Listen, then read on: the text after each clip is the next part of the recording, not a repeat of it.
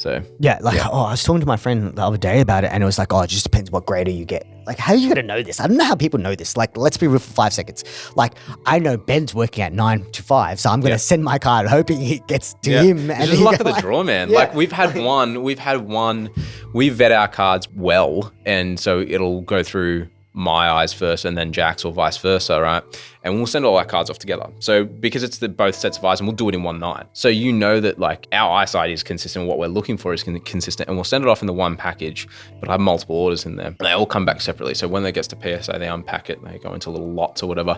And so those 2 subs, or those 3 or 4 subs, sometimes there's 5, 6 people, they'll get split up to different graders. And so mine will come back 99% 10s, or like that's one of my best hit rates. It's like pretty much everything has been a 10. And then business will come back and it's like, it's like 80-20. And then Jax will come back and it's like 50-50. And it's like, you got stiff, bro. Yeah, it's so hard to there's a bunch of cards I want to get graded as well. Like I have a bunch of like vintage NBA cards, like Jordan, not Jordan rookies, like just Jordan, like whilst he was a rookie card, right? Let's say that again, right? I want to get them graded, but I'm so scared that like they look to my eyes and my friend's eyes like maybe a PSA 9, PSA 10, but what if I get it back and it's like some dude just stiffs me? At Hobby Hangout, I looked at 2 cards and one was like a 9 and one was an 8, and I was like, this 9 looks terrible and this 8 looks way better. I'm like, what the hell is going on here? Yep. Like I'm just like, do I buy the 8? It's like Hi guys, my name's Darcy. Welcome back to another Palms Off Gaming podcast. Today I'm joined with owner of Kokaine, and we'll go into a bit more detail as to what that is in a moment. Hao, so tell us everybody a bit about you. So yeah, I'm the owner of Kokaine. It's such a weird name to say, but it's become a common term for me to say. It's a clothing brand. I also like cars. I like cards as well. Yeah, that's pretty much it. Because I know I met you at Hobby Hangout. Yes. Ages ago. I think that was the first time I met you. I've seen you around a lot. I'm very good with people's faces. You're obviously very, very, very busy. So tell us a little bit about like Kokaine, what else you do in relation to cars, and what you've got cooking essentially. So Kokaine's been 8 years now. We celebrated our 8-year anniversary a couple months ago. It's crazy. It's been 8 years. Like to even just have my brand last for 8 years is, I feel like it's a milestone. I also do, me and my girlfriend own a business called Essential Pieces. We do uniforms, and like we actually do a lot of merch for other brands that people don't know about. We sort of keep it on the low. And then we also do like merch for like High Smile. We recently did Virgin Australia, a whole bunch of bigger corporate brands as well. And then cars for me was a passion project. I've always loved cars. Like cars, like ever since I could draw, all I used to draw was Formula One cars. Just on a piece of paper, just all I knew how to do was a red Ferrari Formula One car. And now I've been moving my brand towards that just because it's becoming more natural for me. Yeah. And cars for me is just, it's like cards. I just want to collect them all. I'm in the JDM car scene. I literally just buy everything and store it away in some pristine cover. Yeah, right. I see a lot of like the inspo bleed through into Kokaine. Like you've got a lot of like prints that are obviously Japanese, like car scene inspired, obviously, and you get that from you get that feel from the website as well. Yep. Obviously behind your persona as well. I feel like they mesh quite well together. So I think you've got 2 really synergistic sort of interests. Yeah, but just because I go to Japan, I try to go to Japan at least 2 times a year. Oh, it must be nice. Yeah. and I really, really try to, I don't even go there anymore to shop. I don't go there to look at things. It's sort of just to people watch.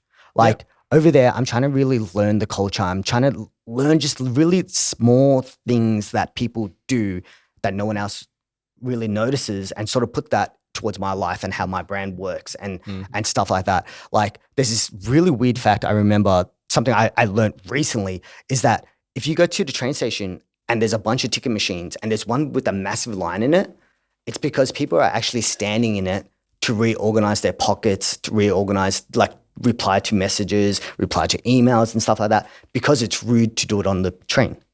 Yeah, right. Okay. So people actually don't reply to text messages, take calls, or even like put their hands in a pocket to organize their keys and whatever, their bag or whatever. They do it at the train station whilst they're buying their ticket. Yeah.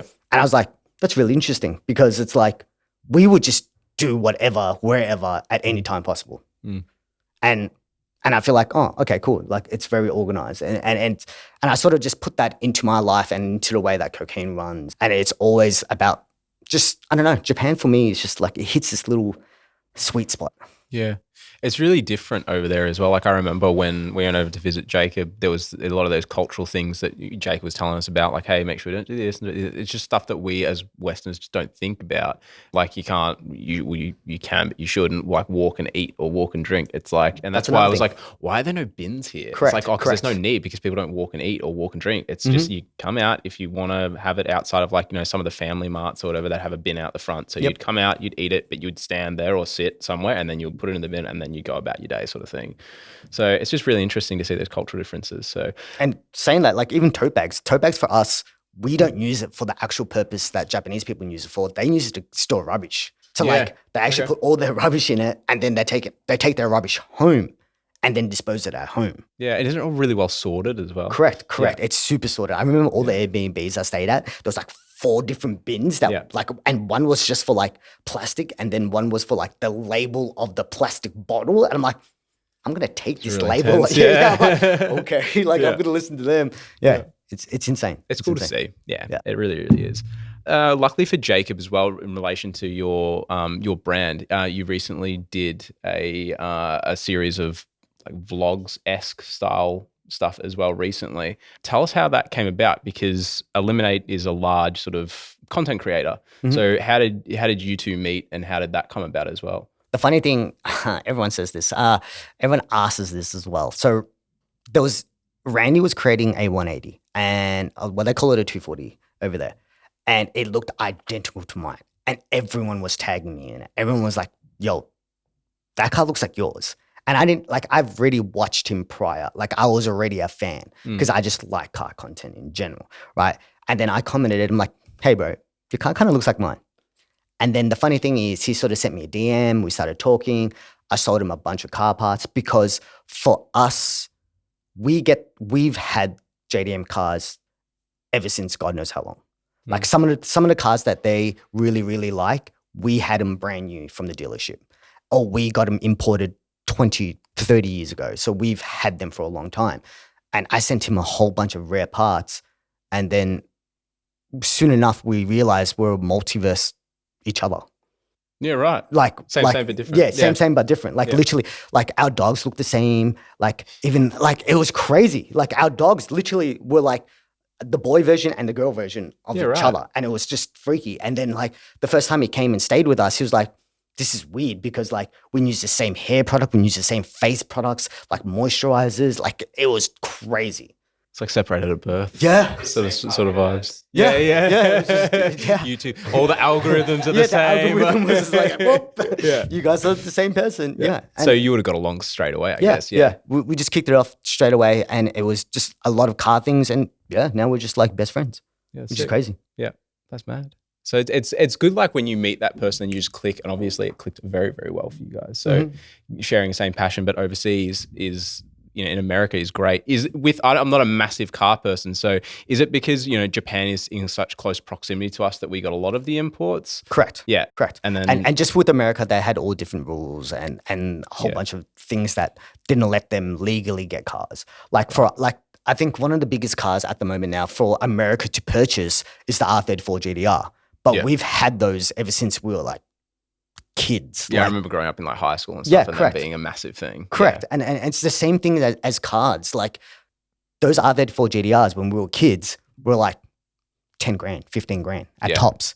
I remember the AE86, but what Bo Yates made it famous in drifting, right? And that used to be like, I used to see it for like 9 grand on car sales because I used to dabble and have a look at some old JDM-esque cars, and that was a really popular one.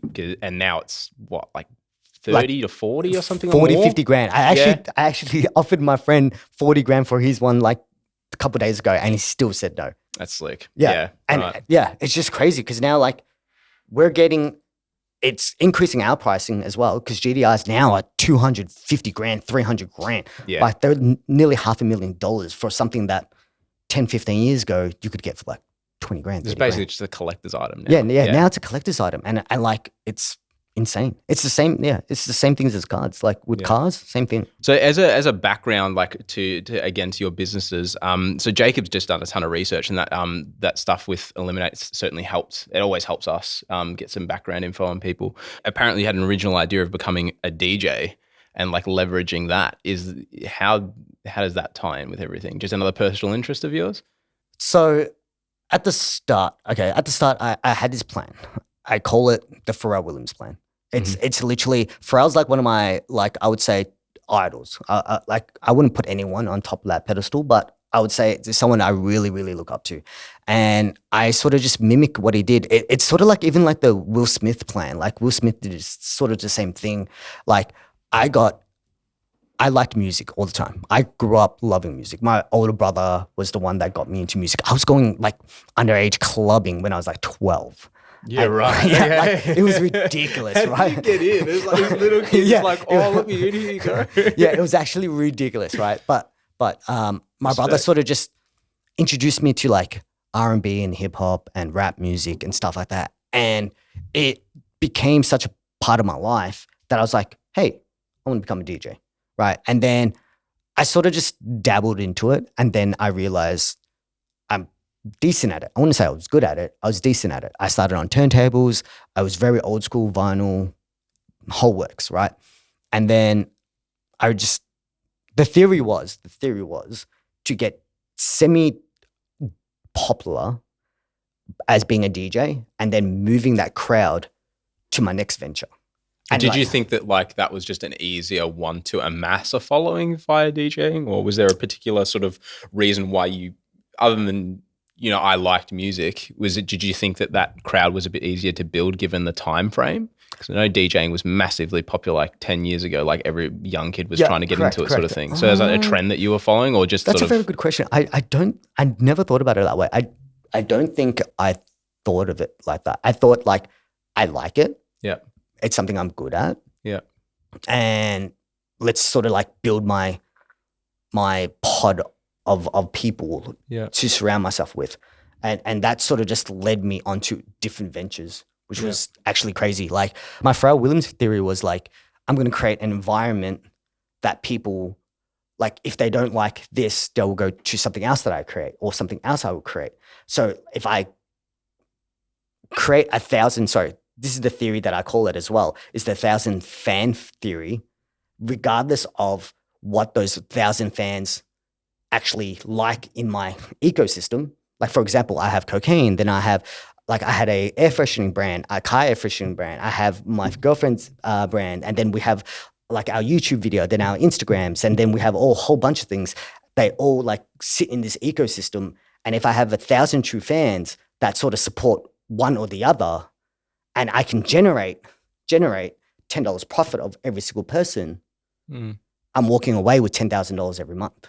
Yeah. And that's sort of how I sort of like made it in my mind. So I was like, cool, how did Pharrell do it? He sort of went from music to art to fashion and then beyond. Yeah, like almost like shares, like it's like synergistic businesses. So they share similar aspects but bleed into each other in some way, shape or form. So, you know, Kokaine, you sort of show your appreciation for cars in there as well. And then you're a lover of JDM cars, and you can see that obviously Kokaine is very Japanese style inspired sort of thing. 100%. So yeah. So like what people actually don't see the bigger picture, like you just literally broke it down. When Kokaine started, it was very Japanese orientated. I'm talking like very broad, right? And then I sort of just delegated, cool, I'm going to do Japanese tattooing. Then like that's when the Hanyas came out, and when a bunch of our stuff was very like tattoo sort of like vibes, like koi fishes and stuff like that. Everything that people would get tattoos of, that was generically what people liked. Yeah. And then it moved from that to anime. And then I did a whole bunch of like bootleg shit that I definitely could get in trouble for. Yeah. I'm going to be brutally honest, 100% could have get in trouble for, right? And then I sort of kept moving into different subcultures of Japanese things that I personally liked and incorporated it with my brand. And currently it's cars. Yeah. I think a lot of in like sort of business owners with integrity have the same outlook. Like I'm myself personally as well. I remember a very eye-opening time for me was when I think Palms Off was in its first or second year, I think. And we got approached by someone in America and we were talking to them and they were like, oh, so how'd you come up with this? I'm like, well, they're like, what's your background in business? I'm like, nah. I'm like, I got a degree in like nutrition and dietetics and that's it. And mum really wanted me to go to uni and get a job and do all that. So I'm like, went and did that, found it boring. And then, so I just kind of did what I liked and figured out a way to monetize it so I could live that way. And they were like, so I'm like, it's really like, I sound a little bit over the place and they're just like, no, like you just sounds like you know what you like and you figure out a way to make it work for your particular lifestyle. And that's quite admirable. So yeah, just finding out a way, like something that you really enjoy. And that goes down to where we're saying about integrity. It's like, if you naturally enjoy something, you'll want the best for that particular industry or that particular brand or product. And therefore it's going to show in what you actually release and how you go about your business as well. 100%. Like, the crazy thing is, only like 3 years ago, I introduced one of my business partners into the business. And he was the one that was like, hey, you need to cut costs here. You need to make more money here. You need to X, Y, Z. And I was like, I'm just content. Like, I was like, I'm just cool. I'm cool just chilling with whatever I have. And I was just enjoying what I was doing. It was really not a business for say. It was sort of like, I get to do what a passion project. I get to walk into work every single day and just enjoy myself. Yeah. And then 2 or 3 years ago, that's when it really started to like get going as a business. Like, I never had products that we always stock. Like, there was nothing we ever always stocked. Everything usually just sells out and you would never ever see it again because I got over it. My personal feelings were connected to these products. So I'd be like, cool, I'm over this hoodie. I never want to see it again. Yeah. I'm not going to stock it. Yeah. That's it. It's a similar thing where how I envision the artist series for our brand as well. Like the limited edition and artist series, it's just like, I just want to release it, treat it like high-end fashion, where it's like, you get it and then all of a sudden it'll be gone and you'll never see it again. And then you'll see like a secondary market for it and all this really cool stuff. So it's like, I won't even announce it. Like our Oni binders, like if you're watching, get them because once they're gone, we're not getting them in again. Don't think that we are because we're not. So like, yeah, once you get a product in, just dropping it and being like, cool, I'm moving on to something. I've got another project here that I'm really, really interested in. Put all my effort into that instead of just nursing something and losing that, I don't know. Like the appeal, almost like a rarity to it. Correct. Yeah. It's the same thing as cards. It's like, it was like ADHD sort of. I just wanted to keep moving on. I just wanted this product. As soon as I design it, I just delete it. Like as soon as it goes onto a garment, it's getting deleted. Yeah. Like it doesn't get like remade, whatever. And now only recently we have Forever Green products. Like this hoodie I'm wearing right now, they'll always be in stock because it's a business now. And I've learned that and I'm cool with it. I've sort of had to meet my business partner halfway and be like, cool, there's some things I still want to keep very personal to me. And then there's some things that just need to be business. And I'm like, it keeps my lights on. I'm cool with it. There's like that nice, neat compromise and it still keeps like the integrity and the character of the business alive as well. Correct. It's essentially a part of you. The way you operate it is basically a reflection upon yourself. That's how I feel anyway. So it's like, I'm very like, go, get it done, release a million things. Like my mind just flows through with a million things at a time sort of thing. So I would love to release like 50 new products and then just drop them a week later as well and be like, cool, if you got it, congratulations. If you didn't, we'll come out with something different, but it's not going to be the same.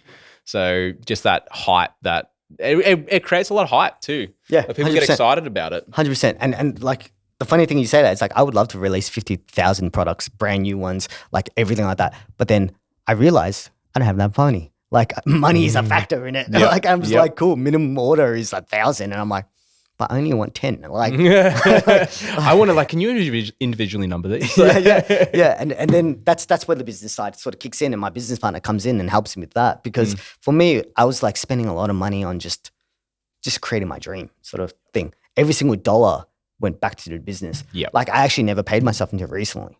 Yeah, I vibe with that. I opened up, so I run this with Jack, and then I run a sort of luxe body piercing studio as well. And I don't think I took a wage from that for 6 months because I was like, I just want to keep reinvesting and growing the lines. And 6 months, I didn't pay myself for 6 years. Jesus, what other forms of income did you have? Like, what floated you? See, so like I was still DJing. Yeah. So like, what people didn't realize was like, I'll tell you, my girlfriend remembers this. At my peak performance of stupidity, I call it, right? I was working Monday to Friday retail job, right? Culture Kings? Yes, at Culture Kings, and I was working at another place as well, Monday to Fridays. Right. So I was DJing at Culture Kings, working a retail like store Monday to Friday as well. I was working, let's just say from Culture Kings, I would leave Culture Kings in the morning. So I would DJ at Culture Kings, I think like 12 to 4. And then I'd go to my retail job, which was 5 to 10, right? And because it's late night trading, so I would close at 10 and then do that on Friday. But then the Friday night this is when it all started happening, right? So Friday night, I would work Culture Kings, go work retail, and then I'll DJ. So as soon as I finish retailing, I'll finish at 10. I'll DJ at 10 to 3 a.m. Oh, Jesus. Yeah, okay. Right. Yeah. And then the crazy thing was, this is when I opened up my first store. I actually owned a consignment store in Brisbane, right? Yeah. Like, so it was reselling sneakers, reselling like hypebeast clothing and stuff like that. I would take the first flight Saturday morning to go open the store in Brisbane. Oh, wow. Saturday morning. Jesus Christ. Right. I would work the whole day. Jesus Christ. I'd work the whole day and then I'd DJ in Brisbane.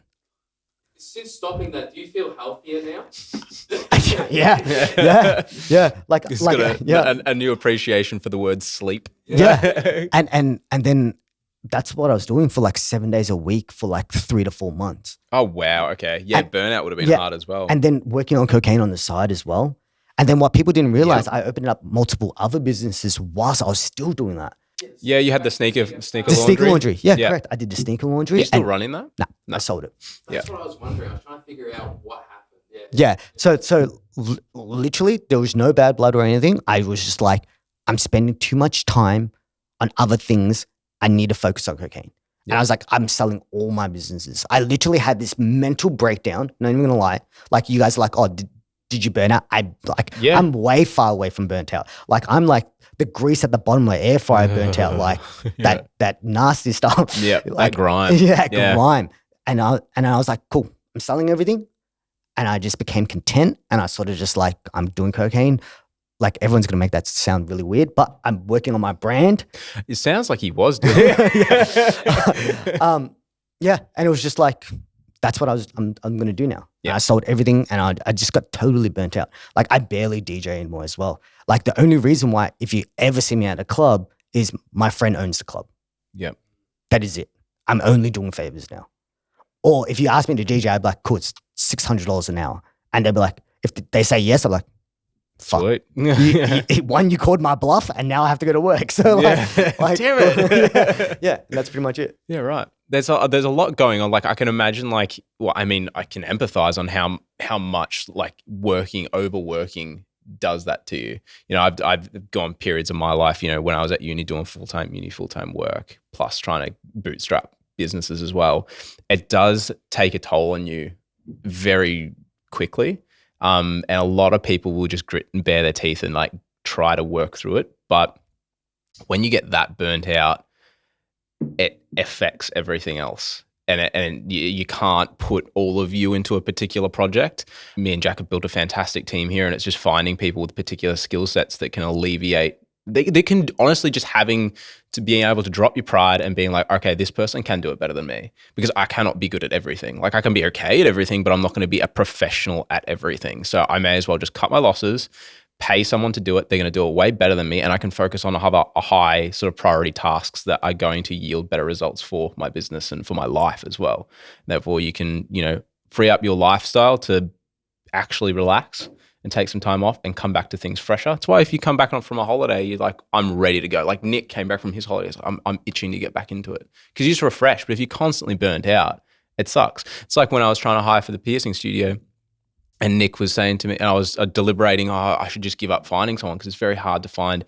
I needed a part-time body piercer. It's very hard to find a really good one that only wants part-time work because it's like tattooing. It's like wild west. There's no certification standards behind it. It's hard to find someone that knows their shit that only wants the 2 days a week or is able to supplement it with something else. They were so hard to find that I almost gave up. And Nick said to me, he's like, just because you can work the both jobs full time doesn't mean you should, because there will come a period where you may burn out or might need a break and you're not going to be able to take it off. So finding someone that you can rely on and be like, cool, I've got to go. Like I gotta just unwind or do something. Can I leave you guys in charge? And then being capable and willing to say yes. It's just fantastic. It's do you know what the crazy thing about like what I've learned in my entrepreneurship in this time? A lot of people will have this misconception of team no sleep. Like you need to hustle. It's not healthy. It's not. Like I remember at a period stage of like a little stage of our lives, me and my girlfriend, we rented out a house, 6 bedrooms. Every single bedroom was filled with like stock. Like one was a sweatshop, literally a sweatshop. Like me and my girlfriend were sewing and making every single hoodie from scratch. One was like just warehouse spacing. One was just our computer room. One was our YouTube room. One was like whatever. And what I felt was I would never leave work. Yeah. It's like your safe space is almost like null and void. Dude, there is no safe space. It's like literally I would, even if I just roll out of bed, I'm like, oh shit, I'm at work. Yeah. And my mind never clocked off. Yeah. No, I can absolutely empathize with that. Yeah. And people just like this whole like, oh yeah, just keep hustling. And I was just like, I got so like tricked by it. And I felt like, no, I actually need a break. Yeah. Like I need to breathe. I need to eat. I need to sleep. I need to do other things that sort of like reset my brain. Like I think that was at like what people don't talk about being an entrepreneur is just like even just mental health. Like I never thought as straight as I did until like probably recently. Yeah. There's a couple of layers to it. Like not everybody's mind works how everybody's an individual, but obviously business owners and entrepreneurship is your mind works in a very specific way where, you know, I'll say something like, I didn't even think of that. And it's like, there are particular layers to that. And then having the grit to also do it as well. That's another layer that you add to it. It's like, you can have the mind, but if you don't have the determination or the grit to actually ride the slopes down to ride it back up again, then it's not for you either. So it's a really difficult one to be in. You might have one thing out of 3 and think that you've got it, and then find yourself knee deep in a business 2 years later and be like, I can't do this anymore. Like this is done. This has drained me. I'm soulless now. And that's when you see companies just fall off the cliff, and it's like, oh, they used to be so cool, and now it's just a crap company. It's like, yeah, probably because the owner tried to do everything and got burnt out and now hates his life or something along those lines, or sold it because they couldn't deal with it, and it's just lost that spark. See, that's literally with a lot of my businesses. Like I thought I could do A to Z, but technically I should only do to A to C, and everything else needs to be done somewhere else or done by someone else or whatever. Like my bad habit of when I was opening all my businesses, I thought I could do everything. Everything became mediocre. It wasn't at best of its ability. And then it was really hard for me to hire because I put my standards so high and I assumed everyone's standard was at my standard. And then I became passively aggressive for no reason. Because you're thinking of working as a business owner, they're coming and working for an hourly rate. It's completely different mindset. So it's like, yes, you can work as just as passionately and not slack off or not just cruise because you know that it's your baby sort of thing, but understanding that that's not the mentality for everybody. 100%. And then that's when I learned that like my leadership skills were really poor. Like even the way that I set up my businesses were really poor because I expected everyone to walk in and be able to do what I could do. Yep. But then I didn't realize I never made a plan to grow, because that means like I never made a Bible like or a dictionary of something that this is how my business works. You just need to read this dictionary and you would understand what your job is. This is exactly what we were talking about the other day. It's like everybody that's working their jobs, like make sure we have a manual or something. So if God forbid anything happened to any one of us, then, or I'm sick or I've broken a leg or something happens, it's easy for someone to come in and they've got a manual to work on it. It's like, cool, I've got everything I need right here. And then building that culture as well. That's what my old boss did. He literally had a 50-page document and he would just keep adding to it or change depending on what would happen. Yep. Yeah, he just had everything. It's like, I've come across this problem. I better add it in here in case it comes up again. Because with those rare problems that happen, like all those rare accounting things that I have to do because I do my own books. Yeah. And it's like, I might have to do it once a year. And because I only do it once a year, it's just, I'll chat to my accountant about it and it'll be in one ear and out. I'll do it and then it's gone again. So I have to 100%. write it down so I can refer it to you later. So yeah, like having a booklet or some variety is just so good. And then having, obviously tying back to what you said as well, is like having the self-awareness to be like, yo, I'm actually not that great at this, or having that humbleness about you to be like, okay, I'm not good at this. That took me so long to learn. It actually took me so long to learn because like I'm very stubborn. I'm very, very stubborn. I thought I could do everything. And then at a point in time, I was only hiring my friends, which made it even more toxic because I was very passively aggressive to them about things that they were doing. But then I realized, like you said, they're here to pay their bills. Yeah. Like they could just leave whenever they want, go find another job or whatever. And I wasn't treating it that way. I was very like, why can't you do this? Why can't you do that? And it was sort of like I never gave them the right tools or the right footsteps or the right guidance to actually do the task that needs to be done. Yeah. And I just felt like you should have known this, but how would they if I never taught them? Yeah. Sort of vibe. And I didn't learn that until recently. Like I'm talking like 3-4 years. Yeah. And that's when I opened up retail shops and stuff like that and started hiring more staff, that's when I started learning that I'm actually the boss. Like I'm actually the owner. I need to actually treat these people like human beings and actually give them the right guidance, give them mentorship, give them something that they can walk out with. Like one of the things that I really learned was like, I wanted people who leave my jobs to actually like leaving, which makes no sense at all. Like I sort of hire them knowing that they're going to leave, but I want them to leave with something rather than like, fuck, I hate that job. Yeah, you want to upskill people. Yeah, like correct. I've got a big mentality of look, we're all in this together. We grow together. Like I'd rather take people in and be like, cool, well, we're growing together. I want to take you to the moon as well, and hopefully that is reciprocated as well. 100%. You know, so I always go back to the same saying of you're always going to get further working together than trying to essentially be against each other or like sort of gatekeeping any information because you're scared. Oh, this person will take all my business ideas and run somewhere else and all that sort of stuff. I mean, you're just handicapping yourself. You're shooting yourself in the foot, really. Yeah, but it's like 180 degrees of what you just said. Like actually having the grit to actually do it is a whole different thing.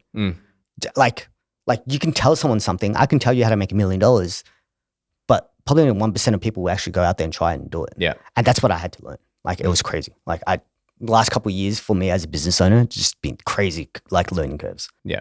Yeah. Really had to humble myself. Really, really bad. I think that's just a sign of any like good person as well. Like being able to look yourself in the mirror and be like, yeah, like I just need to be better at this, or I just give up, like just say, oh, I can't do it. So I'll find someone that can and they'll do it better than you as well. 100%. Yeah. So no, it's good. Obviously two very similar minds. I like it. Fiverr is great as well. Yeah. We were using everyone jump on Fiverr and ChatGPT. Come on. Yeah. Yeah. Chat I've been using heaps lately just to talk about materials and stuff. Photoshop AI is crazy as well. Yeah. I think Photoshop AI, holy, like I only take photos in landscape and now I could just AI generate the side of it. I used to like zoom in and stuff and I could just generate. Yeah. And I just generate the sides and I'm just like, cool. Like no one's going to know this wasn't like this. Like who's going to tell me? And it works so well with business. Like I was talking to Bo, we had a potty with one of our tattoo artists and they're integrating into their business models as well. I was actually talking to my friend whilst playing Warzone about tattooing in AI and he's like, yeah, like you just generate and you show the client and they're just like, cool. Yeah, because it's like the tattoos, yes, they get paid well, but it's only at the face of it. So when they're directly tattooing you or working with you, it doesn't even factor in how long that took them to draw it. Some may charge for it, but generally no. There's all these background hours and labor and gaps in appointments that sort of equalize out that pay. So yeah, okay, you're paying your artist maybe average rate. Some may disagree, is about $200 an hour now, give or take. Depends on how much you know them, how good they are, and all these other things. But generally speaking, that's an average rate. And so people, it's like $200 an hour. No, the shop takes a cut. You've worked hours on this sketch. You've gone back and forth on Instagram. The amount of people that have wasted their time that they have to factor in as well. So, 100%. I've spent 3 hours talking to this person and they've now flaked on me or not come in, and that's wasted hours, sort of thing. So it's easy for them now to just get a concept from someone, plug it in, and be like, something like this? Yeah, cool, done. I didn't have to sit here wasting an hour trying to do a rough outline or a sketch on this. 100%. And then you can just change stuff to personalize it. So it's not just AI generated, but it's good at creating a bones of something. Do you know what, Chat? Like, I would love ChatGPT. Like, there probably is an integration already, but with 10, if they can reply to customers for us. They are training them. That would be so good. Yep. That's why I was saying the chat bots that they have on there, they're training them to do that for your storefront. So you can get it to look at your storefront and train it, like ask questions about the products. And it's like, okay, ask me all these questions that you need to know about my products.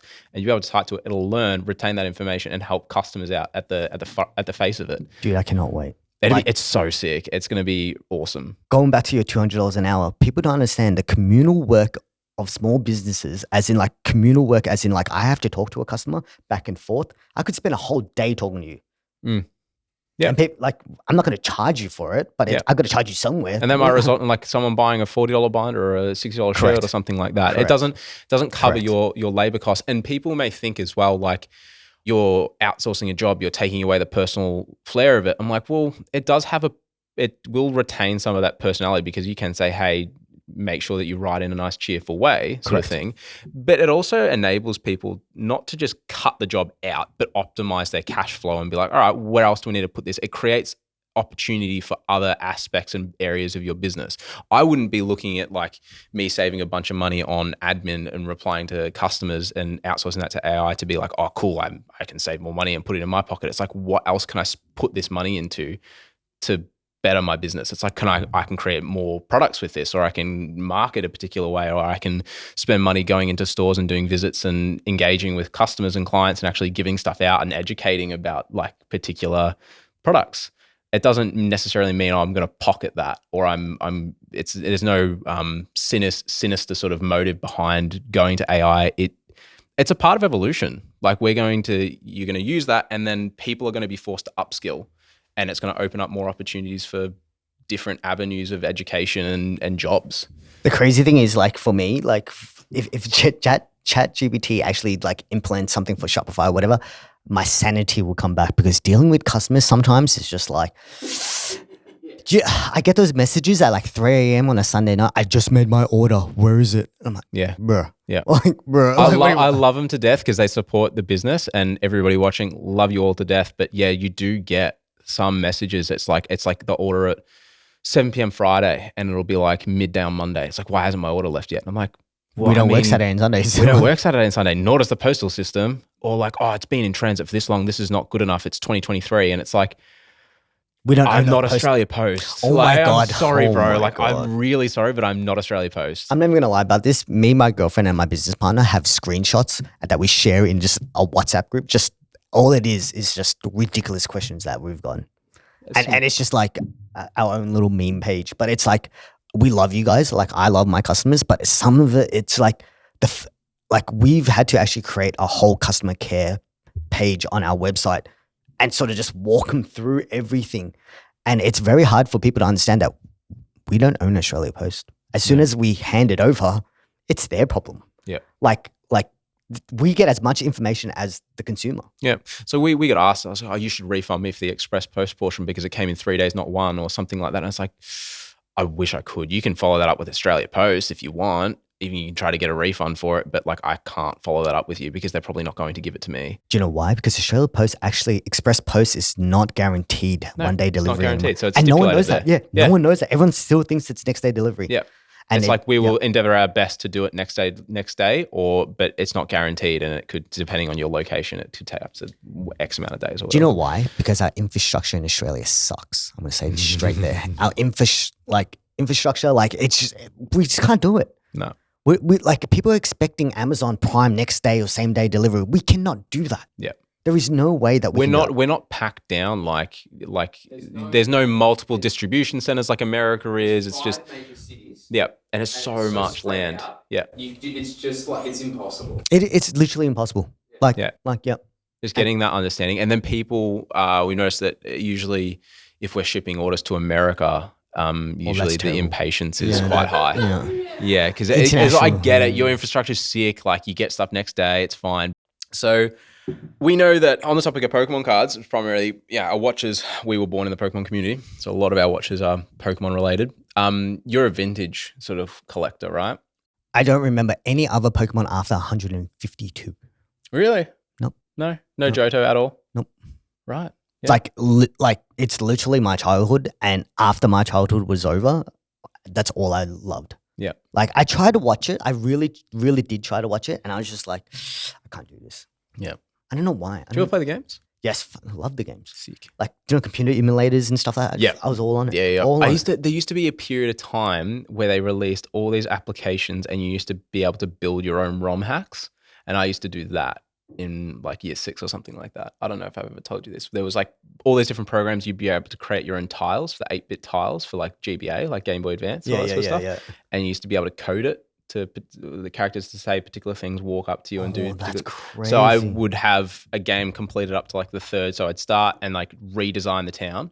So redesign all the entry points and just create its own ROM hack essentially. And then you'd be able to program all these different characters. And there's so many cool ROM hacks out there now as well. It's nuts. But I used to do that all the time as a kid. But playing it now, it's kind of boring. It is. Yeah. Like I've tried to do it. Like on long plane rides, I've tried to do it. And I'm like, no, I can't do this. I can't do this anymore. I don't know why. They could have, and they still can. Like it needs to have taken that leap more towards. Yeah, it needed that leap. Even that felt a bit empty. It needed to have that play style like 4 years ago. Yeah. And that might be a hardware constraint with the platforms and stuff like that. But then you've got, Zelda coming out 4 years ago that was way better. I mean, it's just. So it can be done. They won't stop doing what they're doing until it stops making them money. Yeah. Until it's actually fully broken. Until Until they go, oh, people aren't buying the same game we've been making for the last 20 years. Yeah. Like Legends Arceus was sick. If you've never played that, you have to sneak around and actually throw the Pokeballs. My girlfriend, like I really tried to get my girlfriend into it because she really wanted to get another Switch. Yeah. And I was like, that's what you got to play. Because I don't have the time to do that. Like, because I know like as soon as I get like deep dive into games, my life's over. I made the mistake of starting to play Destiny recently. Oh my God. Do you know how many of my friends have tried to just like encourage me to play? I'm like, nope, mate, not doing this. I'm not doing this. Don't. Yeah. I'm lost because there's like randomized loot systems. Yeah. And like I'm a sucker for like a randomized like builds and stuff like that, building your character in a particular way and then having randomized loot systems because I'll grind. Yeah. And I'll be if stuck any in game I have to grind, I'm like, I just had to turn it off. Like I just can't do it. Like I can't do it anymore. It's like I never touched Skyrim for that particular reason. Never touched it. Like a lot, yeah. That game's really good as well. I sit there and watch my friends play. I'm like, this is really good. Yeah, but I'm not going to touch it because I will lose my life. Yeah, correct. Yeah. Like during COVID, all I was doing was playing like Call of Duty and like just and that I could put down. And if I played like Skyrim or something like that, I would continually keep playing it. And that's And as a particularly as a business owner, it was like we don't have the liberty of time, and if we get sucked in to do it, I'm done. Things I'm suffer. done for. Yeah, I'm done for. I am done for. Yeah. Yeah. So I have to do what my parents did to me when I was a kid. It's like, all right, you've got screen time. Half an hour on the stove. Yeah. I had half an hour on my Game Boy. Yeah. I was glued. I had a turquoise Game Boy Color. I was glued to that thing so much. It was a miracle when they wouldn't hear the timer, and then my brother would be sitting there for like another half an hour. Yeah. It's like bliss. See, but that's why I only like Pokemon vintage stuff. I think for me, it's just like, I enjoyed growing up watching it on Cheese TV. And it was part of my childhood. So it was like Cheese TV, it was Pokemon, it was Dragon Ball Z, it was Yu-Gi-Oh, Samurai Pizza Cats. Do you know what I'm saying? Like all of that was my childhood. So I was like, this is when like Celebrations came out, I was like, that's cool. Because it's like old printed. Or the evolutions. Yeah. That's what got us back into it. Correct. And I remember I wasted so much money on that.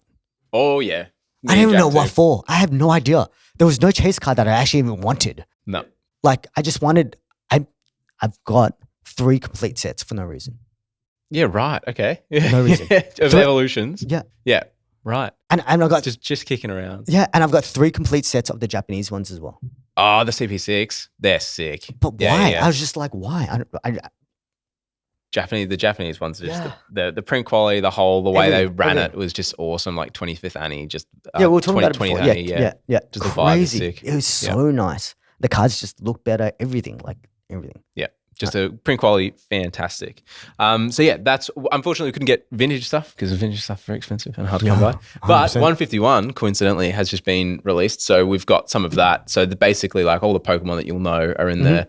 All the different arts. There's some really beautiful arts. I feel like they've spent a lot more time on the alternate arts in here or alternate rares. they just look really pretty. And we've got Kadabra coming back. I think is Kadabra's in here, or at least Alakazam is. So that's sick. But as a collector as well, you're mainly graded, aren't you? Yes. So I'm currently collecting first editions. Oh wow! Which is just a terrible casually, thing. Just terrible, absolute terrible. No one do it. Don't do it. What grade? Any or like you? PSA 9, which is the worst. Like, okay, so everyone's like, oh, like I started collecting maybe like actual graded cards maybe 5-6 years ago, right? Yeah, like even maybe a bit longer. And this is my theory: no one's gonna pay PSA 10 prices. It's just not gonna happen anymore. And I was like, what's the next best thing? PSA 9. Yeah, that's pretty much the next best thing. It's a finite resource essentially. Like if they're found into their hands of like the hardcore collectors that want to hold it, it's just they're not less in circulation. There's not a need there. 100%. Yeah. And I was like, it's easier for me to get a PSA 9 or whatever. But now PSA 9 prices are jumping up. I remember the jump from like PSA 1 to 5 was okay. And then 5 to 9, and then 9 to 10 was huge, but now that gap from 9 to 10 is slowly narrowing. Yeah. And I'm like, oh, damn. Like, and what a shit time just like to get back into it and continue try to get first edition Pokemon cards. Yeah. I think the vintage 9 is you'll still fetch it, but on like modern, it's still that old, like no one wants a 9 sort of thing. I can 100%. Get a 10 for a little bit more. I may as well spend a little bit more on a 10 sort of thing, or crack and regrade because it's very wildly inconsistent.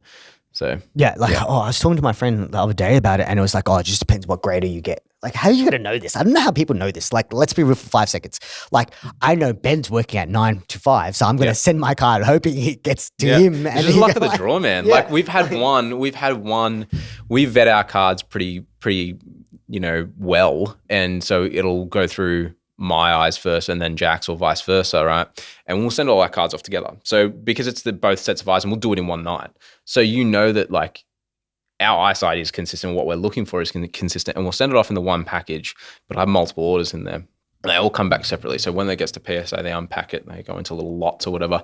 And so those 2 subs or those 3 or 4 subs, sometimes there's 5-6 people, they'll get split up to different graders. And so mine will come back 99% 10s, or like that's one of my best hit rates. It's like pretty much everything has been a 10. And then businesses ones come back as it goes Palms Off Gaming, me, and then Jack, and then maybe a mate that we're doing for as well. And then business will come back and it's like, it's like 80-20. And then Jack's will come back and it's like 50-50. And it's like, you got stiff, bro. Yeah, it's so hard to like, because there's a bunch of cards I want to get graded as well. Like I have a bunch of like vintage NBA cards, like not Jordan rookies, like just Jordan like whilst he was a rookie card, right? Let's say that again, right? I want to get them graded, but I'm so scared that like they look to my eyes and my friend's eyes like maybe a PSA 9, PSA 10, but what if I get it back and it's like some dude just stiffs me like a 6? Yeah. Like I'm pretty sure, I think at Hobby Hangout, I looked at 2 cards and one was like a 9 and one was an 8. And I was like, this 9 looks terrible and this 8 looks way better. I'm like, what the hell is going on here? Yep. Like, I'm just like, do I buy the 8? It's like, do I just buy the 8 and regrade? Yeah. Like there's some things like, even if it's like a minor, like dent, it's just like auto 6. Yeah. So it's like, if you're unlucky, you just missed something. It's like a tiny little dent or whatever. It's like, yeah, cool, you got a 6 now. So yeah. Here's why you can pick up some really clean looking 6 and it's like, there's something here that's wrong with it. But I don't know, again, I've got one that's come back a 6, sent it again, it came back a 10 because they got dirt in their eye or something. I don't know. Yeah, it's crazy. Like it's actually crazy how grading works now. And like even I think one of my friends just opened up like a local grading system and I was like, do you get bribes? Like I just really want to know. Yeah, they would, for sure. Like, would PSA dudes or even Beckett dudes get bribes? Like, that would be a mad job. I think there's some people will know a lot more than myself, but like there is like from what I've been told, they aren't told whose it is. It's like randomized to a certain capacity. So it's like even if they were bribed, it's like you're not going to get that sub. You're never going to know, sort of thing, because there's so many hands it needs to pass through. So, but yeah, sure enough, there would be. There's going to be someone that ticks it off at the end. Yeah. And they could be just turning around and saying that as well, just to have a sense of cool, not my problem. At the end of the day, it's in this company's interest to try and be consistent. Yeah. Because you lose trust otherwise. Just CGC thing that popped up recently. What happened with them? I'm trying to. They merged recently, but something happened. They graded. Someone cut cards with scissors. and they sent them to CGC as errors, and they came back as errors, authenticated errors. Yeah. So I actually physically cut the card. Yeah. And then he was calling them out on TikTok or something like that, and they were threatening him. And I think I showed you this the other night. So I don't know. I'll show if I can dig up the video. I don't know how legitimate it was, but it looked pretty legit. Yeah. So it's all hearsay. CGC, if you're watching, please. But yeah, it was pretty wild. So allegedly. So yeah, that was pretty nuts. Yeah, there's just some spooky stuff going on with grading. Yeah, grading like it's just gone to a point that like you only want the old grading head cards or the old like whatever, and like, but then it's like it's so hard to get. Like people don't want to get rid of it, and then people want like crazy prices for it, and then the whole like Logan Paul effect. Like that was like, nuts. Gary V jumped on board. Yeah, Gary V, then Logan Paul, and then like everyone jumped on it, and I was just like, what do I do with my life right now? Like, yeah, like it's like I want to get my Charizard diamond encrusted. Yeah, it's insane. Yep. Someone had TRA the first place trophy Pikachu. That Arita did. I think they got it signed as well. As it was like a trophy card. Have you? No. I think Logan Paul tried to buy it, didn't he? I wouldn't surprise me. No. I'm pretty sure he did. I'm pretty sure he tried to buy it. Really? Yeah. I'm nearly 100% sure he tried to buy it. There's another card that he like. I was looking up what he was trying to buy. Oh, it's another Pikachu card. Another rare one that you only get at tournaments as well. Yeah, because there's a first, second, and third place, like the bronze trophies. Yeah. Bronze, silver, and gold trophy cards. He got the Illustrator ages ago. That was a 10, I think. Yeah, he got the Illustrator, and he got Dude, he's chasing, man. Yeah, it's like when you have too much money, you know what to do with, sort of vibe. 100%. Yeah, he 100%. Had what's that Gary Pokémon, or there's that old dude that has all the Charizards. Yeah, that guy. Yeah. Okay. Don't you find it kind of weird? I find it kind of weird how he has so many. Yeah. He was just on it early, to my knowledge, but yeah. But like, is it just luck of a draw? Like he just had 20 of them? Yeah. He was on Pawn Stars. He rocked up and it was, I've got 20 of these I want to sell on. Yeah. And he tried to cross-grade his PSA 10 Zards through to BGS 10. Correct. He sent them all in. He couldn't get a 10. They wouldn't cross-grade any to a 10. He sold one to Logan Paul, and then he cross-graded a 10.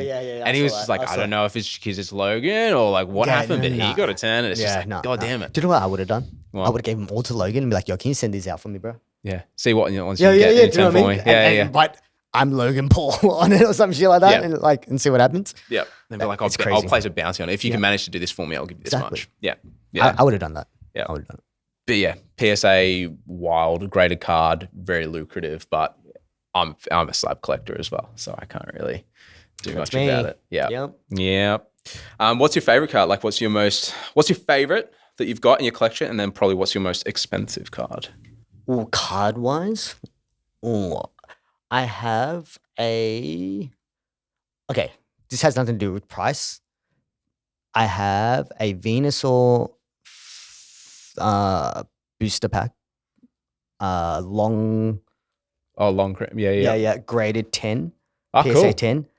I won it from a Raz, $12.50. Fuck, that's sick. Yeah. I was like, yo, that's a come up. And you know what? I jump in all these Razes just to shit stir my friends. So if he will get number 9, I'd get 10 and 8 and 10. Oh, so you missed that by one, bro. Like, sorry. I'm that guy. I'm that guy. I'm literally that guy, and I win, and I'm like, yo, and I'll bring it. I'm like, that sucks. Yeah, I think that was. It's like when you get like a pet and they like piss or something on the carpet and you rub their nose in it. It's like that sort of vibe. Yeah. Yep. I'm that guy. I am that guy. I think that's for me. Like that's something crazy. Like because I've got the itch to open it. I actually have the itch to open it, which is the problem. Yeah, package is the worst. Yeah. And it's a PSA 10 and it's like in a nice, like the big ass case one and stuff like that. What people would reckon that I have that is nice would be like, I have nearly every first edition so I've got Charmander, Chameleon, Squirtle, Blast, War Turtle, all the small evolutions. I've only got first edition in Venusaur and Blastoise. I'm still chasing a Charizard PSA 9 first edition because that's obviously the most expensive one. Yes. Yeah. I'm just never gonna do it. Never gonna pull the trigger on it. I don't know. Like, just 'cause it sounds like you just need to enter another Raspberry. See, I'll pick like number like 60 or something. You just pick 61 and 59. See, but then I also have some like really, really cool like rookie NBA cards that I only buy cards I actually like now. Yep. Like, I'm in the same boat. And even if it's raw, I have to really, really like it. It has nothing to do with me going to grade it or anything. I have to like the card. I would have to like the artwork on it, and like it's just a personal connection to the card rather than like I could make money on this sort of vibe. Like, or like I'm gonna keep it and sleep on it or whatever. Like, no, I would just have it for the sake of having it. Yeah. Like I got into this weird stage of buying all PSA 9 Jordan cards, like Michael Jordan cards, because like I love basketball as well. So like. It's a bold strategy. Yeah. It's a bold strategy card. And then it went from Jordan to Kobe and then to like Allen Iverson. And it just became this rabbit hole. That's why. I'm going to say it's a rabbit hole. It's like when me and Jack got into Dragon Ball. I got Dragon Ball cards as well. Yeah. So we tried to get into Dragon Ball, and then every set I'd want to do like at least all the pre-releases in 10. And then set comes out. There's like 7 pre-releases that I got to get. Another set comes out, another 7. And then not to mention the SCRs and all that sort of stuff. So there's just a lot of admin. Like money, they're not that expensive anymore, Dragon Ball cards, because it's sort of tanked. Bandai's had enough fun with Dragon Ball, it would seem. It's just an admin thing because I get personal satisfaction out of sending it myself to PSA and grading it. I get a really big satisfaction of like vetting the card myself and then sending it and be like, yeah, I knew it was a 10. There's a guy at Hobby Hangout or like the card shows that only sells like anime cards. Yep. I forgot his name. Yeah, I know. I think he's Filipino. I think he's Asian. Asian. I know the like store you're talking Asian. about. Yeah. And he always has like the cool Dragon Ball Z cards. Heroes and all that sort of shit. Yeah. All like, And I was like, yo, this is, and they're cheap. Yeah. They're actually really, really cheap. Yeah. There's just, there's like that vendor sort of style where it's just really left field stuff is really cool to see. I think that's why Jake Del Marco does really well. We've had him on before, like Dragon Ball Heroes, which is all the arcade Heroes Dragon Ball cards. And they're thick card stock and they're used for playing in an arcade machine. So they've got like these embedded like codes or whatever, and you put them on and it actually activates the screen and stuff like that and plays the card. It's sick. Oh my God, I'm very annoyed because he's actually my friend and I don't remember his name. I'm terrible with names. No, it's all right. Me too, man. Angel Grove Collectibles. Yeah. Okay. Yeah. That rings a bell. Oh my God, I'm so annoyed because I know him actually really, really well. Oh my God. Anyway, but he does some really cool cards and he does some really cool collectible stuff as well. And I buy shit of more, like just Power Ranger shit. I buy so much Power Ranger stuff. Oh, right. Yeah, okay. Well. Like the White Ranger and White Ranger and Green Ranger was my favorite. I've got the flute for no reason. I have the helmet for no reason. That's sick. And like I have to secretly stash it underneath my bed so my girlfriend doesn't yell at me. Don't like you collecting all these different things. Yeah. No, she doesn't understand it. Yeah, a lot of people don't. Yeah, my girlfriend doesn't understand it. Zero, like she's like, okay, like I get it's worth money, but who's gonna buy it? Yeah, worth money? Why and who's gonna buy it off you? Yeah, like this is worth $5,000, babe. Yeah, but who's gonna pay $5,000 for that? Yeah, oh, you'd be surprised. Yeah. We're just like big crows or some shit. Like they're just like shiny things, and we're just like, ooh, that looks nice. I'm gonna keep it and put it away somewhere and look at it sometimes. I've got one thing that I'm just terrorizing right now, and it's probably like the most expensive thing in my collection as soon as I get it graded, but I don't know who to grade it through, and I'm very worried about it. I've got a signed Kobe jersey. Oh, no shit. I've got a signed Kobe jersey, signed Kobe book, signed Kobe basketball. So when Kobe was here, one of my best friends was his photographer. Right. Yeah, right. I can't tell you how I got it because he's probably going to get fired. But he got me a whole bunch of things for my birthday. So he like jerseys. That's like such a MVP pool. Yeah. That's sick. Yeah. And because I was overseas and I was in Japan, I celebrated my birthday in Japan. And then he was like, oh, I'm going to get you a bunch of cool shit. And then he showed me, and I literally have it hanged up in my closet, like with all my other clothes. Just hanging there. Yeah. And I'm like, right. It's like, you actually wear it to bed sometimes. Yeah, but I don't know where to get that graded. That's nuts. That'd be cool. I don't know. Yeah, I don't know who PSA does. Do they do jerseys? I have so much trepidation.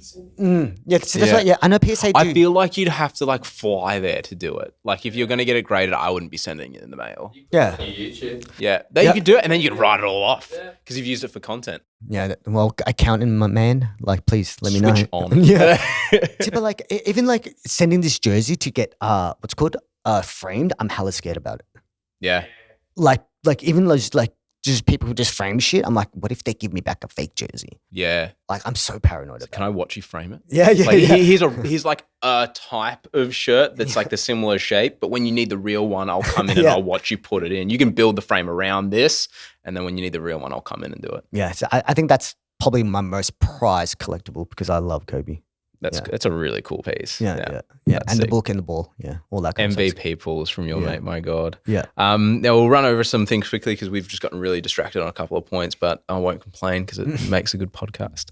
But your cars as well. You are massively into your cars, but I see you driving electric as well. Do you know what? We just recently got the Model Y back from repairs. Some crazy dude crashed into me. Anyway, long story. But it took him 6 months to repair it. Like to get like the no parts and shit? no parts. Yeah, It was I've so heard. annoying. I had to fill up petrol.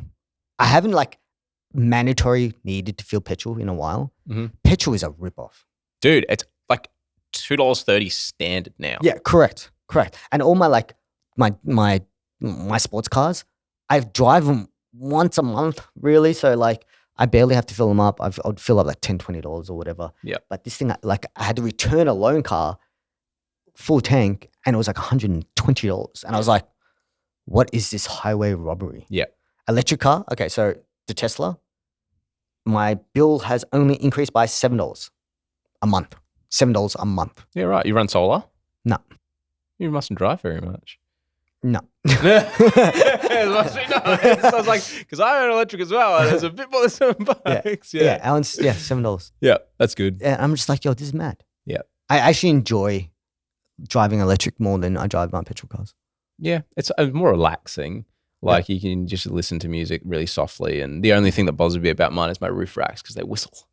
There's snowboards and stuff like that, so the roof racks whistle a little bit, but that's about it. Yeah, very relaxing to drive, and it's good that you've got obviously your collector cars. I guess like they're pretty much like collector's pieces at this stage. Like, let's be honest. Yeah, so like I've been collecting cars ever since 14. Yeah. So like I go through a cycle. Like I think me and my girlfriend. So I've only been with my girlfriend for like 8 years. Only 8 years. Only 8 years. Yeah. She counted. I went through 20 something cars in that 8 years. Yeah, right. And then during COVID, that's when I went crazy. During COVID, like I bought so many cars because like Price tag. like before the price hike of JDM cars was just like during COVID because everyone was like, oh shit, I'm not going to work anymore. I'm not going to have money. And people were just selling and selling and selling. And I just hoarded. Yeah. Like, yeah. No, they're worth a pretty penny. I was on the precipice, like it was my second year into my degree, and I was on the precipice of buying like one of those really old go-karty MR2s. M2s? MR2s? Yeah. And they look like a little Batmobile. I was this close to like driving up to New South Wales and inspecting one of those. That was like 8 years ago now or something like that. And that was before, and then they've gone up heaps as well.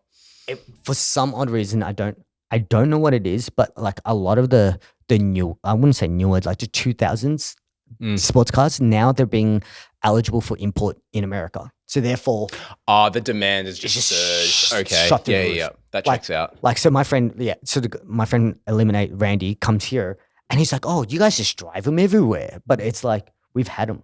Yeah. But now like S15s, like 200 SXs or whatever, like people want to call them, they're 50 grand. Yeah, like 2 years ago, they were like, they're like 17. Yeah, weren't they? correct. Yeah. And now as soon as the laws open for America to buy them, they just skyrocketed. Same as 34 GTRs, same as anything that's like was cool. Anything that was on like what Fast and Furious or yeah, some anything shit, that's you in know? any Fast and Furious now is nearly worth a pretty penny. Yeah, which is insane. Like the Evo 7s, the crazy thing about the Evos though, MR versions. yeah, and shit. yeah, the MR versions are so expensive because like, I'll tell you a funny story. This is the funniest story. I love my girlfriend to death, but But there's a catch. But there's a catch, right? So my brother used to own an Evo. Parked it at my house, left it there for a week because he was doing something. Like I just had to take care of it. My girlfriend, one of my friends came over. She had a loud car and then she left. And my girlfriend thought she took the Evo, right? In the morning, she comes in the house with the rear quarter window of the Evo and it's like, I think this fell off your car. I'm like, where's the car? Didn't your friend take it? I'm like, why would a rear quarter window come off a car? And it got stolen. Oh, that hurts my soul. Yeah, and my girlfriend's coming in with the little corner bit of the window and she's like, this fell off your car. With all her fingerprints over the fingerprints. Like, that sucks. Cool, thanks, babe. That is rough as. Yeah. I guess it's the price you pay having them on a street. I'm assuming you parked on the street. Was parked on the street. Yeah, now all my cars are like behind bollards, behind gated communities, behind everything now. Yeah. Like it's insane how much I have to give a shit about them now. Yeah. Yeah. That's people who just don't give a shit that way. They don't care if they get caught. It's like there's a video kicking around of a guy trying to steal like the wheels off a car in broad daylight. And he's like, are you trying to steal my wheels? He's like, no. And he gets up and just leaves. And it's like broad daylight. I'm like, what? Anyway, all right, let's get into some pack openings. So just a quick reminder, obviously palmsoffgaming.com.au for any accessories. So we're using some tag sleeves today if you get anything you want to grade. Soft sleeves, there's just some shiny stuff that you want to put that you're probably not going to grade. Top loaders, just in case you want to do that. You want to grade them, there's grading holders there as well. So palmsoffgaming.com.au. Otherwise, support some of our wholesale account holders. We've got plenty across Australia. Or if you have a local game store that stocks our stuff, please support them because they see a lot of community days, so trade days, TCG event days, play, all that sort of stuff. So support them. They harbor and sort of make some really great communities. And if they don't stock our stuff, you should tell them to. Yeah, just tell them to. Like, just get on them to do it because we're rolling out some pretty cool stuff. So, so in these boxes, we've got 9 packs. Beautiful. We've got some markers that nobody usually cares about, some sleeves that sometimes people care about, not really me, and some dividers, just all like little niggly bits and pieces. So they've actually made their markers kind of nice looking now. Dice, and a cool promo. It's one of my favorite arts from this set, the Snorlax, because I've got a special place in my heart for Snorlax as well. It's a really nice looking card. Yeah, like they've done really... Oh, look at the centering on this. Oh, you've actually got... No, look at it. What the hell is going on here? Yeah. Mine's actually good. Mine's terrible. Mine's like... Yeah. To the left. Yeah, QC control. Out of this world. I got little whitings on the back, so that's not probably going anywhere. Anyway. These are not nice. These don't look good. Look how pixelated that is. I know. Probably need some Palm of Gaming ones, guys. My God. Look how pixelated it is. Cool. Yeah, it's hella pixelated. It's like they didn't use a vector file. Yeah. Nick would crack it. Nick would be like, oh, they didn't use vector. That's why it's blurry. That's the first thing I noticed. I was like, these guys probably just ripped the JPEG off their own website and printed it. It's so shit that first party accessories, they can't even do it right. It's bizarre. Okay, this is a really stupid question. Why is the Mew next to a dot? Yeah. I don't know. That's a really good question. Is it? I was looking at the same thing. It's like next to a dot, like just a big red dot. Yeah. Be a Pokeball? No, it kind of looks like the Japanese rising sun, like circle. But yeah, it's just like a red dot, but it's not. It's on the box. It's on the box too. I don't know. Maybe there's a little hidden meaning behind that. Maybe it's like a little Easter egg. Maybe it's supposed to be the Pokeball there. I think they've just given the same art. No, it's different art completely. Huh. Pokemon, please explain. Anyway, we'll crack into it. So they've got Blastoise, they've got Venusaur in here, they've got Charizard. I'm not a massive fan of the Charizard art personally. I'm a big fan of the Blastoise art. It's like underwater and he's like suspended. It's kind of dope. So hopefully we pull one of them. Is there a special way you like doing this? I don't even really do it. There is a pack trick, but am I being? They're notoriously hard to open sometimes. It's like Flesh and Blood do paper packs. They're pretty tight to have. Okay, so what are we doing? Are we doing? I'm not even doing a card trick. I'm just opening it. Yeah. Oh wait, what? Cool. Code cards. Diglett, Drowsy. Oh, Bulba. I like Bulba. I got a reverse Bulba the other day. Who'd you start off with in your games? That Aerodactyl art's sick. Oh, that's really cool. It's like sketched. That's dope. I like that a lot. Who did you Jolteon? Nice. Who did you usually pick as a starter? I always did Charmander. Yeah, right. Big Charmander fan. Oh, Dragonite. Dragonite's sick. Jack used to collect Dragonite. I think he still does. And it's just the basic. Sandshrew, I remember I went through Sandshrew, Pokemon Silver with just a Sandshrew in the game. These are really nice looking cards. The arts are really cool. They did Master Ball rares. I don't know if they did it in English, but they do Master Ball rares in the Japanese version, and you get one Master Ball reverse holo in the box. So it's basically like your box's own secret rare. So it's so hard to complete a master set now. It's so expensive to complete a master set. Oh my god! I just remember during COVID, like I was just buying so many Pokemon packs. Oh yeah. And like my whole like floor was just covered in this. Yep. The foil.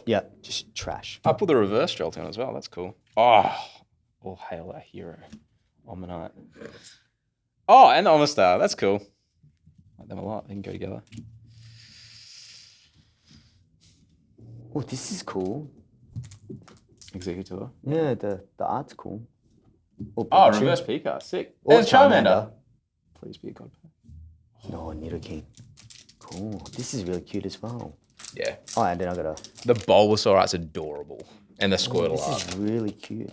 So they basically, they match up. So if you get the Charmeleon, it'll be the artwork above. And then the Charizard's flying. and yeah, the other art, I've so you seen can that. vertically sort of stack them. Poliwag, Ponyta, Pikachu, Farfetch'd, Onyx. I bought an ETB the other day. I got nothing. So hopefully I get something out of this. I got nothing at all. Articuno, Gengar. I like Gengar. Gengar's pretty cool. Growlithe, Jiggly, Staryu. Oh, Staryu. That's a cool artwork for Staryu. I like that like sketchy, Yeah. cartoony Yeah, sort of how vibe. have they gone from like that to this to like Yeah, you can see all the artists in the bottom left, like the illustrators and stuff. like Mr. Mime. Cool. It's this particular art styles. Like I like a lot of people like the clay ones. Yeah. So you ever see they've done all these Pokemon in like clay or like knit, like crocheted? Yeah, I've seen that. Yeah. Staryu, Charmander. What's gonna be your favorite Pokemon, by the way? My favorite Pokemon? Ooh. I'm going to say Togepi. Yeah, cool. When I was a kid, I was like, this is the most annoyingest Pokemon ever. And I just enjoyed it. Did nothing. It's just like, that's all it did. I was like, why is Misty carrying this thing all the time? It doesn't do anything. Togepi's cool. Oh, Machamp. No hits so far. No hits. Go back to Big W, please. Pretend if you could get refunds on cards. A lot of people were trying, like they'd reseal packs and shit and try to take them back. Yeah, there's a whole era of that. Very interesting. Wait, you can do that? Trying to reseal packs and stuff and send them back. Yeah, people were trying for a while. There you go, Starmie. Blastoise EX. You're like, ideas. Is this a new business? Blastoise EX. Oh, Blastoise, that's cool. Yeah. Now Charmander. Starmie. You put the Pikachu and the Eevee, and we got the Venusaur now as well. Cool. I like the Eevee. Favorite evolution? What's your favorite evolution? Oh, my favorite evolution? That's a really good question. Dead? Ah, right. I think my favorite evolution is Blastoise. Like evolution, like Eevee evolves into. Oh, Eevee. Like Jolteon, Flareon, Vaporeon. Yeah, Umbreon, Espeon. Flareon. Flareon? Is my favorite. They dogged him with the move pool. He doesn't get any good moves in the games and stuff. It sucks. Yeah. I like that Slowbro art. He just be vibing. See, like, that's cool. Do you know what that reminds me of? Do you remember The Simpsons when they became 3D in one of the random episodes? Yeah. And it's like that Yeah. style? Yeah, that's what it reminds me of. Should I stop opening? Oh, no, because... No, it's just overhead camera still recording. You're all G. Simpsons, I haven't watched that forever. You know what? You should actually watch it now. I'm actually not gonna like. I low-key love The Simpsons at the moment. Yeah? I used to watch it all the time as a kid. All the time. I used to stay up late to watch it. Reruns and stuff. Vapor. Everyone's sick. Do you know why it's really good now? Why is that? The Simpsons is really good now because you actually understand the political humor of it. Yeah. Like, and there's like, it's becoming more like South Park. You know how South Park was very like political and very like.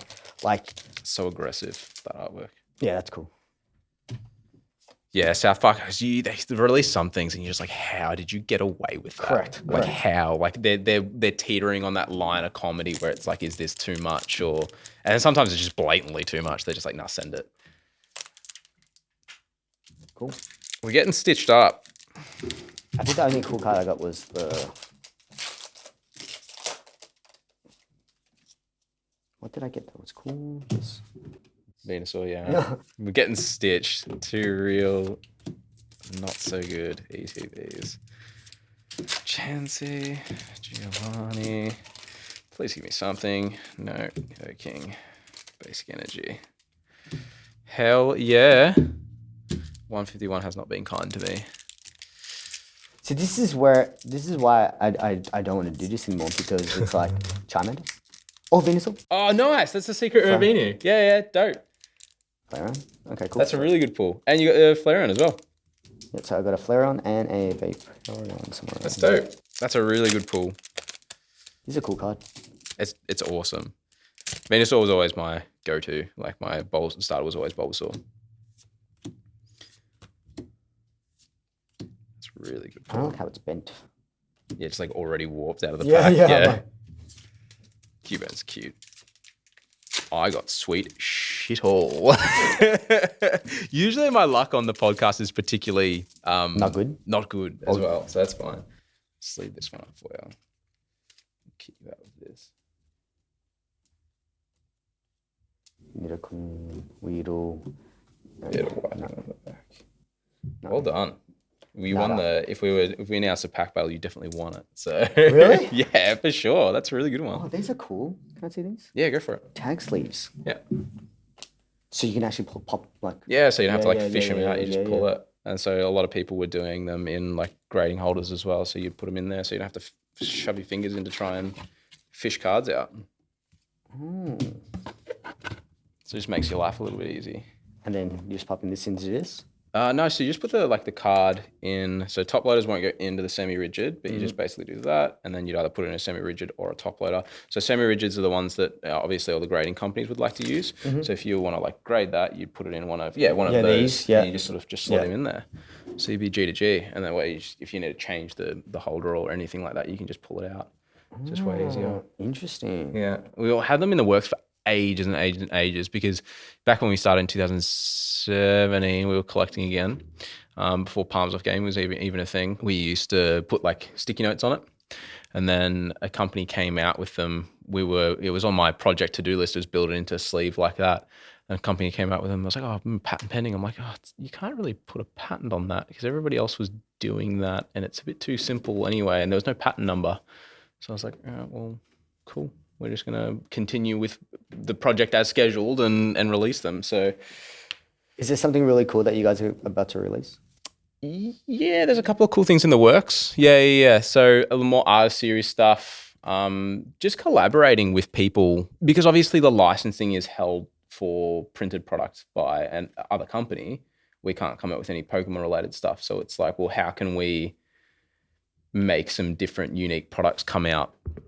And also potentially help out some local artists at the same time. That's why we do, I'll show you in our orders, we send out like an artist flyer as well. So it promotes 3 different musicians and then we promote tattoo artists through stickers. Yeah, that's cool. So we pay for the sticker production and then we'll do all the digital marketing for the bands. And basically when we do an order, they get a flyer for every band. They get a sticker from a tattoo artist and a band randomly generated. And that's sort of just to give our customers something to say thank you and also help out another sort of person, particularly after COVID, man. Like because they got shot. Like, music and tattooing was just, not a thing through COVID. So it's just a cool way to give back and promote Yeah.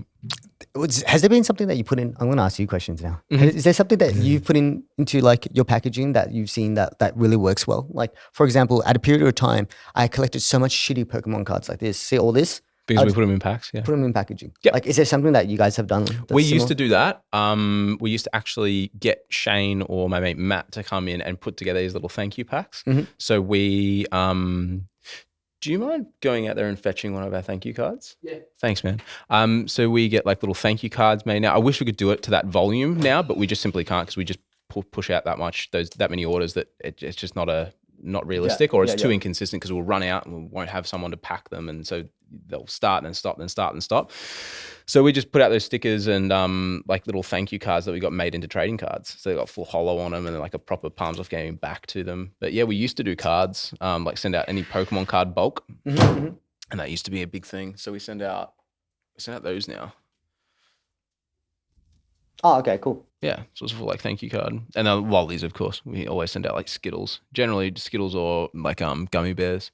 Yeah, and people love that. But I think we even need to start doing like, I don't know, a bottle opener or something like that, like just little marketing things. Yeah, like something really, really cool. Like I think, when I get back, I just literally, this is on my to-do list, go through all my Japanese celebration cards that like are just junk. I'm just going to put that in all my orders now too. Yeah, that's a cool way of doing it because it's really left field. Yeah. For Kokaine to do, because it's like it's not built around TCG at all. It's just it's a bit of you coming through 100%. In the brand again. Yeah, it's so left field. But I got this Pokemon card in like a clothes order. How weird and random and fun is that? You know. What I actually wanted to do at the pop-ups, do you know how you get a packet of these, right? So what I was going to do was actually use them as my pricing tags. So punch a hole through them, put the SKU on it, and then have it hanging off like that. So like when they like, oh, what the hell's a Pokemon card? But it has the pricing and stuff. Yeah, that's cool. Yeah, that's a smart idea. Yeah, I reckon roll with that. That's sick. Yeah. And I was like, because it's something that people just won't expect. Yeah, and like you said, it's more me. That's going your personality showing through the brand. Yeah, 100%. We should look into doing something like that. I don't know how me and Jack would go about it because I don't think we really want to do Pokemon because of obviously competitive restraints, but you know, we'll have to do something. Like I just thought of this.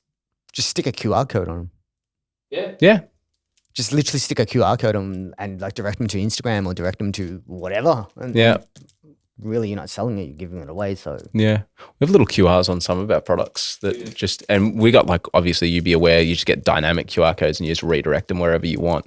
So I always wanted to do like, we were talking about getting a van, like a transport van, and putting a QR code on that and then just directing it to a meme of some variety or a GIF or like a landing page GIF on our website that's just like, oh, you're looking pretty today. And I just leave it at that and be like, just like a little joke or inside joke or something like that. Do you know what? That's the best thing that ever happened during COVID for marketing? People found out how to use QR codes. Like they were forced to use them. For so long they were around, but nobody did it. Yeah, correct.